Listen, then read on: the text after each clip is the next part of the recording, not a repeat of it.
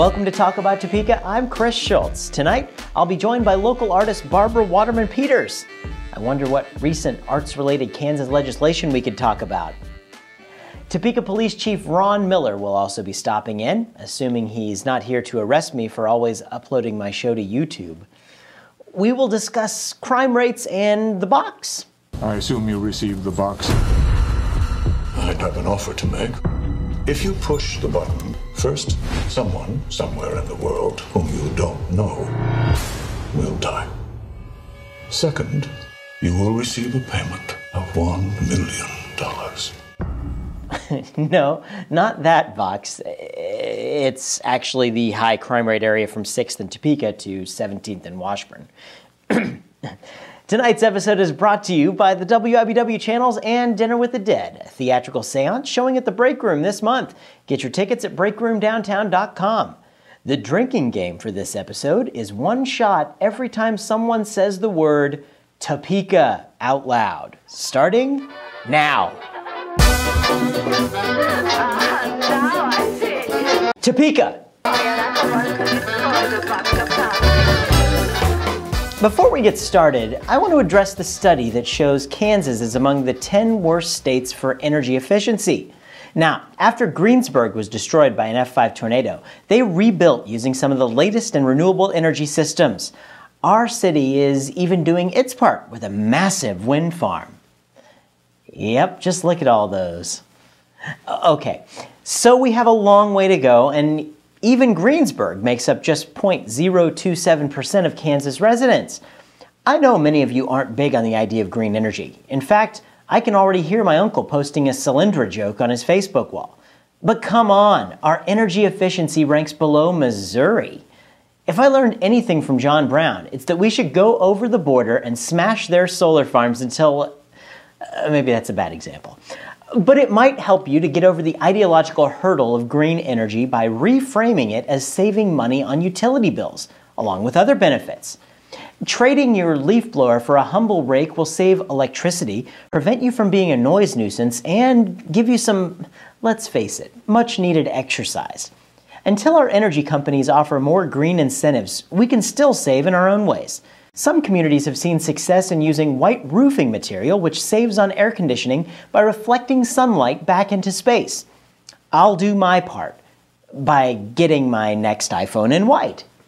And you can save energy right now by staying where you are and watching our first guest.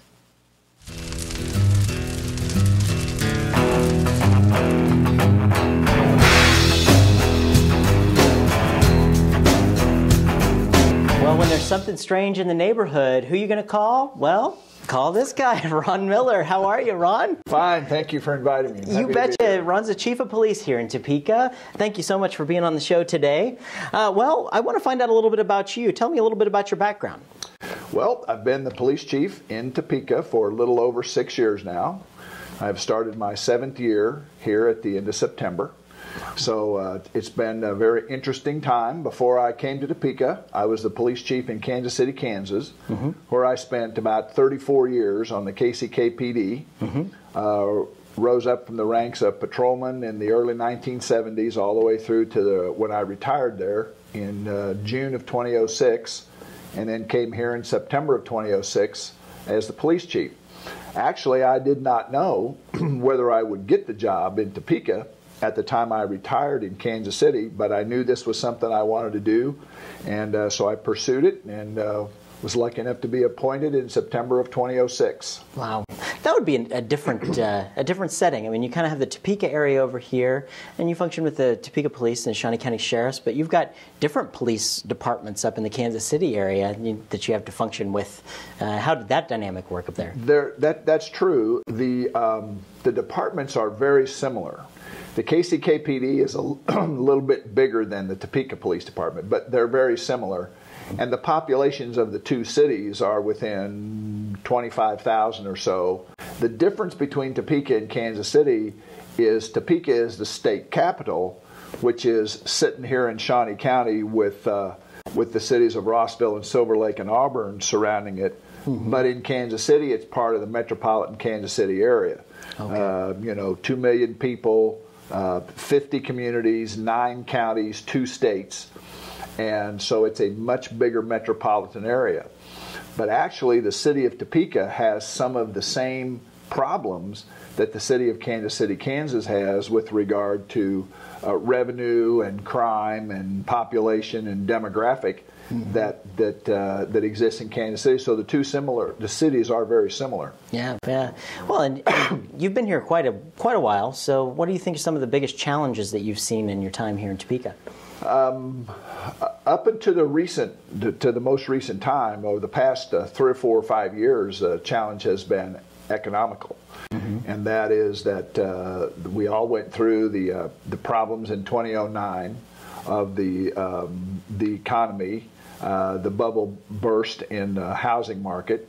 Those who've been in Topeka a long time told us that recession would not hit Topeka as hard as other places, but they also said that it would not hit as quickly as it did other places. But the bad news is it will last longer than it has in other places. So we were a little late getting into the actual recession, but then we didn't come out of it quickly as quickly as we would have liked. Sure. As the rest of the United States is putting up with that same issue. So, but for the 2013 budget, the City Council made a commitment to public safety, police and fire in our community. And the police department is going to be able to go to full staffing. They authorized us to hire 20 officers. We have another 15 or so that will be needed in 2013. They provided money for us to buy equipment that had not occurred over the last 3 years because of the economy. And so we were able to get enough money into the budget to fund the budget properly. And they made a commitment to public safety, for which I think the community will benefit from. Actually, thus far this year, in 2012, we have a crime reduction underway over the same period of time last year. So I think as we get more resources and are able to attack the problem of crime in neighborhoods in our community, we'll see a crime decline. Sure, and putting it into perspective, I know, when you live in a city and you have problems, you think that you're the only place in the world that has problems. But kind of putting it into perspective, what's it like for Topeka versus other, say, capital cities around our size? Comparing their crime rates to our crime rates, where do we fall into line there? Well, what we did several years ago was we began a comparison. As part of the Safest Capital City campaign, we wanted to know where we were.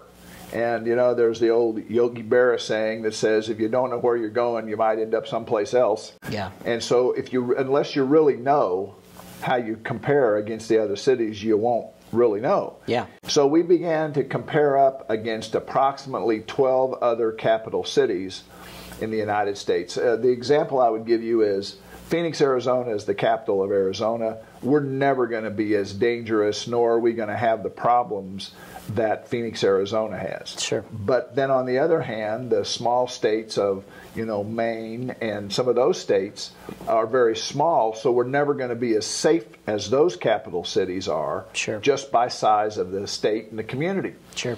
So we compared up to cities that are approximately 100,000 or a little less, to approximately 200,000 or a little more in that category. And what we find is that with regard to violent crime, Topeka is already one of the safer capital cities. There's a lot more violent crime in capital cities between roughly 100,000 and 200,000 people. Some cities are much more dangerous, but Topeka is one of the safer cities. But when we look at property crime, we find that Topeka is not as safe as some of those other cities. So I guess if I translate that, our property crime rate's a little too high, and our violent crime rate, although not where we want it to be, is really not all that bad compared to other cities. Sure. So it gives us work that has to be done. Both the police department has to work on the violent crime issues, And the neighborhoods and the community groups and the schools and have to work on the property crime issue. And that's where I think we're probably going to see our biggest decline for 2012 is in the area of property crime, because people are taking it to heart, securing license plates on their vehicles, securing their homes, locking their car, taking things out of the car, preventing burglary and auto break-ins. That, I think, is where we're probably going to see the biggest gain. And all of that credit goes directly to the community and individuals and neighborhood groups on securing property and looking out for each other. Sure.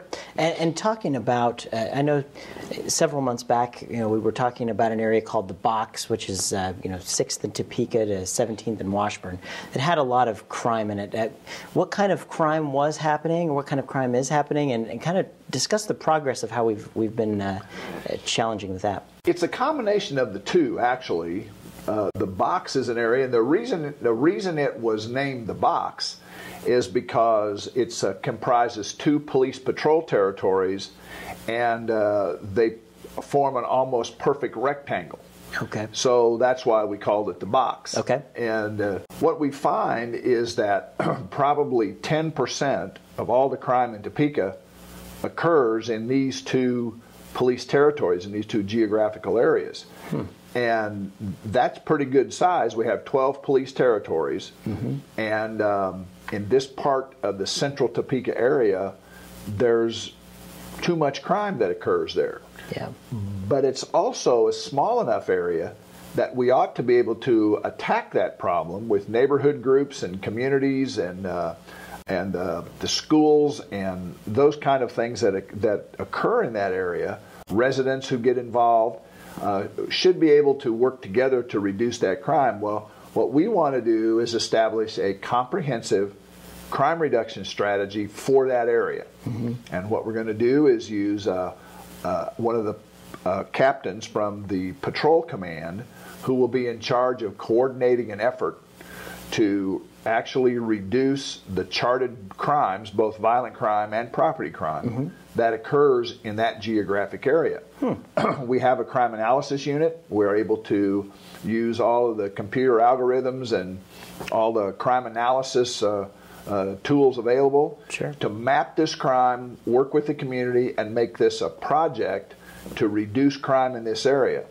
Then if that works well, as we hope it will, we would like to recreate that in other parts of the community. In the Highcrest area, the Safe Streets and the community in Highcrest received a federal grant to do some crime prevention and community building in Highcrest. Well, if the police department is a part of that with regard to crime reduction, then the larger community benefits from all that, and hopefully we'll be able to see some pretty reasonable declines in our crime rate over the next couple of years. Sure. And mix that with the fact that you're getting some much needed relief from the budget, which is excellent. Right. So things are, in my opinion, I'm cautiously optimistic that we have both the political support and the economic support as well as the community support to drive these programs and see how well this works. And the people in the neighborhoods that really get involved in their communities, they're really there's an outpouring of people that are willing to do neighborhood watch programs. And I mean, you've got some really great citizens in the community that are willing to help the police department, and I think that's great. There are over 120 community groups in Topeka. Thanks mostly to the efforts of the Safe Streets organization, the Safe Streets Coalition, and the fact that that's a community-based organization in and of itself, with its staff and its director, Sally Zellers, and Barry Feeker, who's the president of the group, meets monthly and has somewhere between 50 and 100 people that come to every monthly luncheon to discuss issues as they pertain to Topekans, underage drinking, crime prevention efforts, lock it, remove it, or lose it campaign, record it, report it, recover it. That campaign all had their genesis in the Safe Streets organization, which is excellent for Topeka. Absolutely. So lots of great things, and it's fascinating to hear about, keeping a city safe the size that we are when the world is going through what it's been going through. And I think that things are actually going pretty well here in Topeka for everything that's going on. I actually have said that all along. Topeka is really a good town. Yeah. It sometimes likes to criticize itself.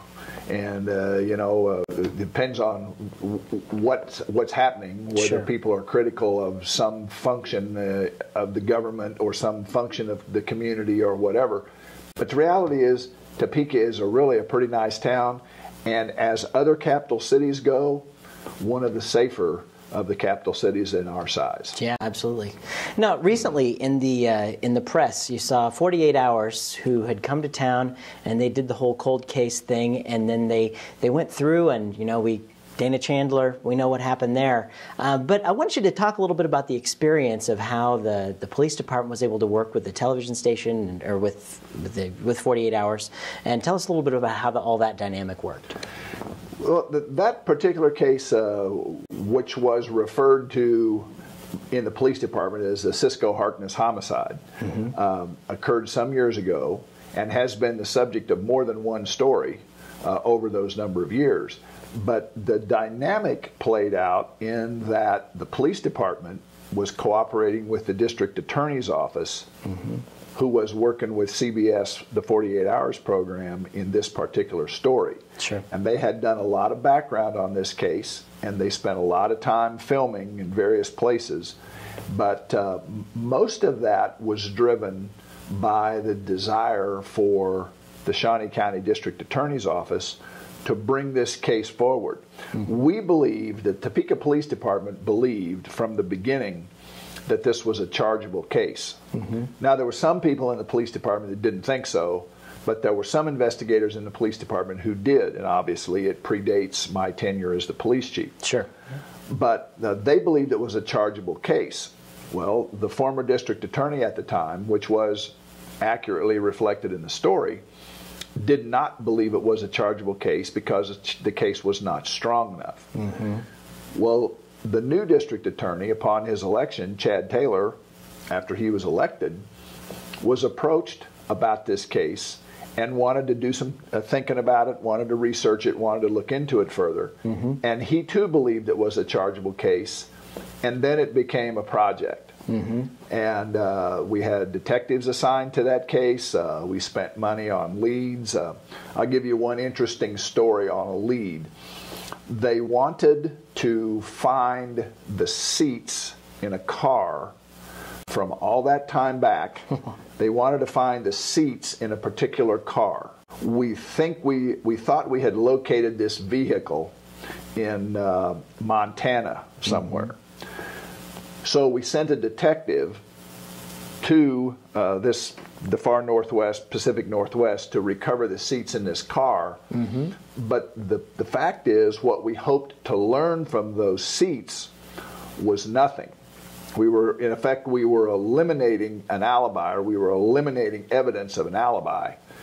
So we sent this detective all the way there with the intended purpose of finding nothing. And that's exactly what he found, was nothing. We found the car, we found the seats. There was no evidence that was supposed to be there. Yeah. So I sent that detective all that way in this case with the expressed intent of finding nothing.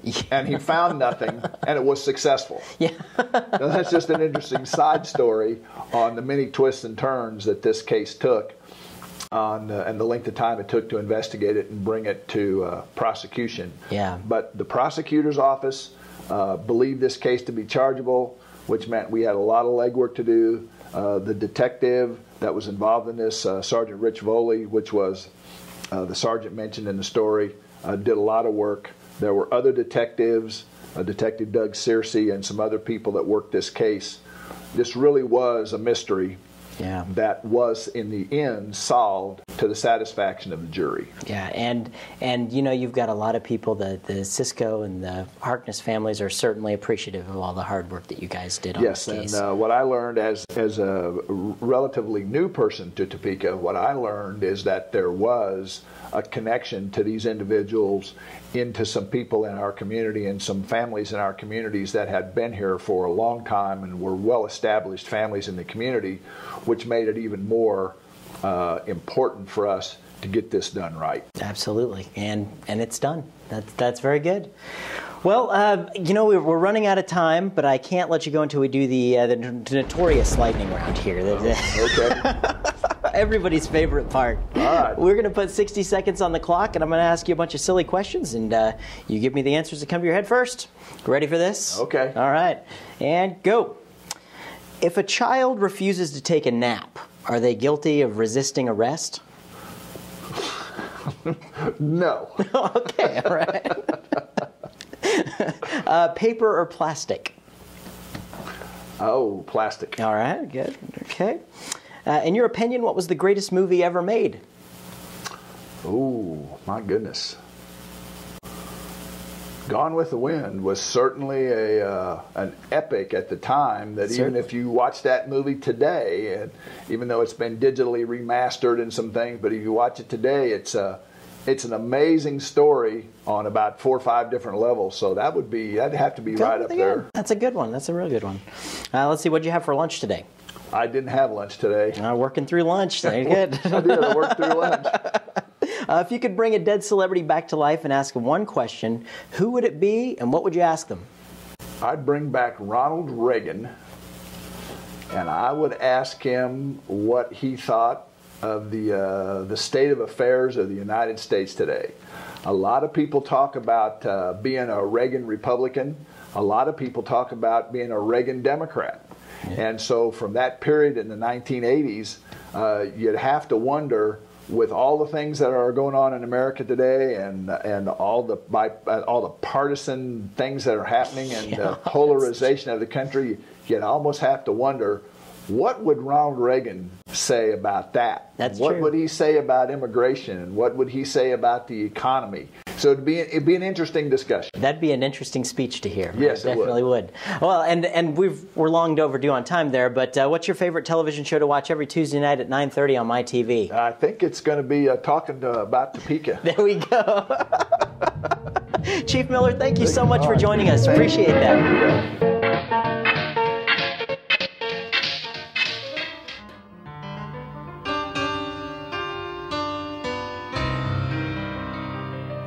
Well, there is a lot of talk about the art world in Topeka, and I'm sitting here with a living legend to art here, Mrs. Barbara Waterman Peters. Thank you so much for joining us. Thank you, Chris, for asking me. It's a pleasure to have you here, and truly, I want people to know you've been an artist for a long time around here. You've done some great work. Tell us, what got you into being an artist? I have always considered myself an artist from little on up. Mm-hmm. I studied art all through school. I was very fortunate to have wonderful teachers all through school, from kindergarten through graduate school. So I have been fortunate to be able to pursue it all my life. And so I consider myself a very lucky person. Yeah, absolutely. And you were born and raised here in Topeka, in this area? I was born in Topeka, St. Francis Hospital. All right. And I lived here through part of my childhood. I did come back to attend Washburn University. I have lived in and around Topeka all of my adult life. Wow, and in that time, how have you seen the art world in Topeka change? The fact that young, emerging artists have so many opportunities now.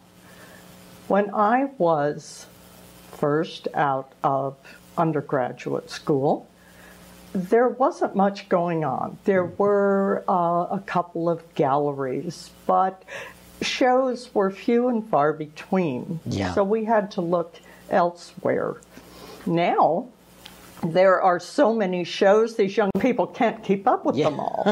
And I think that everyone's working together in the art world, not only the visual arts, but all of the arts. And I think that Topeka is recognizing what it already has and finding that this part of its cultural identity is extremely important, and that we have standing in the state and around the region. Absolutely. And I think what we've kind of noticed is that in order to grow a city, you have to embrace the creativity of the people who are in that younger generation. And it seems like recently that has been given an outlet. You see all of the First Friday Art Walk. It kind of started in Arts Connect, and then you saw the city just lighting up with art everywhere.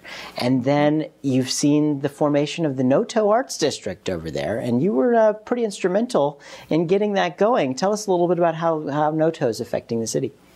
I think that Noto is probably the strongest infusion of cultural identity that we have had in a long time. I was fortunate, again, I consider myself very fortunate, but I was fortunate to be in on the ground floor, to have an opportunity to have a studio over there and to watch it grow by leaps and bounds. I mean, considering that I have been in my studio less than 2 years, and I have lots and lots of neighbors, many artists, and lots of people coming over to see what we're doing, and it's so wonderful that this is an important part of Topeka's history. North Topeka was where it all started. It's historic, and to see it revitalized and to see everyone coming back over to the north side of town is just fantastic. I love it. The atmosphere over there, the creative energy, the opportunity to spend so many hours over there in my studio it's wonderful. I can't begin to describe it, really. It's like creativity breeds creativity, you know, in the area, and we're really getting to see an explosion of that in Topeka. It really is a wonderful thing. You know, where do you get the motivation, you know, as an artist? What do you find yourself going back in your head, and what motivates you? What motivates me? I think that I have had a strong drive to create art, to communicate with others since I was very young. And it's amazing how things that I use in my art are found in the art of many other people too. We are all part of the same community. I simply cannot visualize, pardon the pun, life without making art. I am so determined to have a place to work, to show my work, but also to encourage others to do so, because it is not just one artist or 10 artists, it's hundreds of artists. And Kansas ranks #1 in the country for people who consider themselves creative in some form. Nebraska is second. It's just wonderful to me. But I mean, this encompasses everything. Absolutely, absolutely. Well, and you do see, you know, politically, you know, Kansas is #1 where you're speaking. Kansas is also the #1 place that got rid of their arts commission, you know, a while back. What kind of a plea would you make with legislators, politicians, anybody sitting in that desk thinking about art and how it affects our community? What kind of a plea would you make with them to tell them how important that art is to us? I have always felt that art is as much a part of our lives as any other component in education, you know, of course, we need reading, writing, arithmetic, we need computer skills, we need athletics and all that for good exercise and everything. But the arts are something that each student can enjoy, can participate in, can find a way to link to others, can profit from, in that the arts strengthen abilities in other fields. And to have the arts present in all parts of our lives is absolutely essential. There was a recent program about art and the mind, and how from the very young to those more senior citizens, such as myself. Oh, you're 29. Yeah, 30 maybe. That art keeps us young, keeps us sharp, keeps us interested. And if you think about arts not being here, life would be pretty bland. An artist designed the chair I'm sitting in.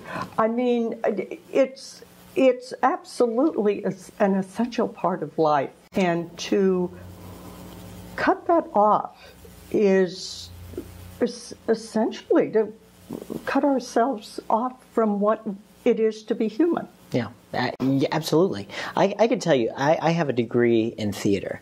And to me, if I was going back to high school and you would have taken art away from me in school, I would not have cared about the math, the science, the other things.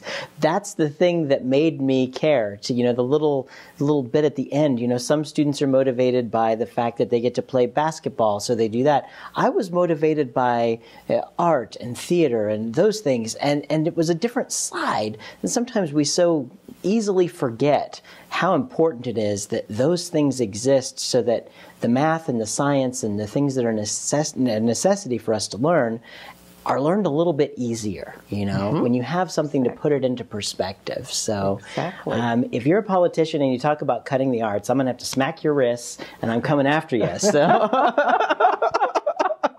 I will admit, I did participate in the protest. Good. And all of that. In fact, we nearly froze to death out there, but there we all were. Yeah. Well, you know, and I understand. There are a lot of questions we have to ask as a society and a community, you know, and politicians have a lot of questions they have to ask as well. Questioning things, making sure that we are doing things as most efficiently as possible. We need the politicians to do that. We need them to we also, as people, need to get fired up when they question that, to show them our passion of how important these things are. Exactly. So that when people are talking about things, we need to get fired up about it to show people how important it is. And I think that we've done a good job with that here in Kansas, and especially in Topeka. Just look at NOTO. I mean, just look at NOTO. So. We're doing a lot of great things here. You are one of the icons behind a lot of this great stuff happening here, and I can't thank you enough for standing up and making Topeka a great arts town. But even with all that thanks, I still can't let you go without doing the notorious lightning round. Oh, it's that time of the show. Afraid of that. Here we Everybody's favorite part. Yes. Oh boy. All right. We're going to put 60 seconds on the clock and go. What's your favorite kind of food? Oh, my goodness.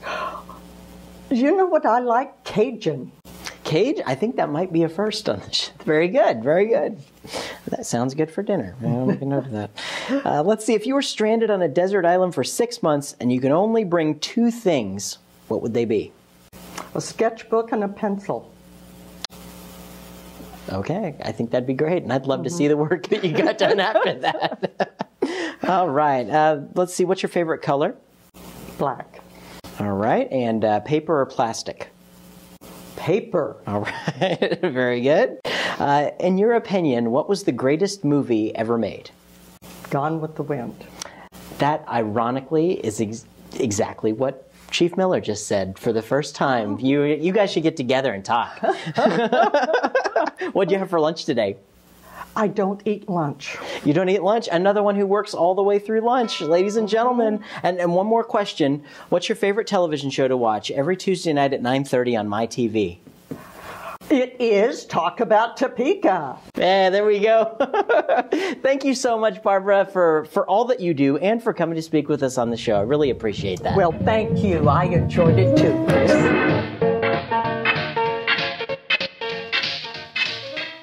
Thanks again to Barbara Waterman Peters and Chief Ron Miller. This episode was brought to you by the WIBW channels and Dinner with the Dead, a theatrical seance showing this October at the Break Room. Get your tickets at breakroomdowntown.com. If you have something to say about Topeka or just want to complain about something I said last week, send us a message on our website at talkabouttopeka.com or chat with us on Facebook, Twitter, or Gmail. And if you haven't already, stay in the loop of events by signing up for the Topeka newsletter on our website. Tune in next week for another great episode right here on my TV. I'm Chris Schultz. Good night, and keep talking about Topeka.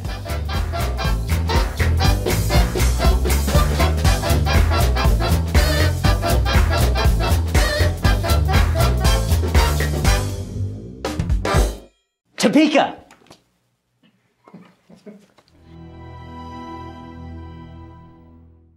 Topeka.